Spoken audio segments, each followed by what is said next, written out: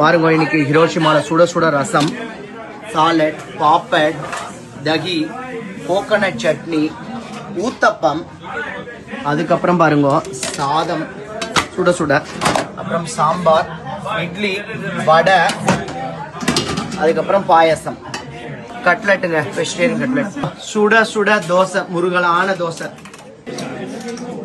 மாமி எப்படி இருக்கு இன்னைக்கு சாப்பாடு ஹிரோஷிமால? இன்னைக்கு சாப்பாடு நல்லா இருக்கு. இட்லி சாம்பார் சூப்பர், வடை சூப்பர், அப்புறம் தோசை சூப்பரோ சூப்பர். தேங்க்யூ.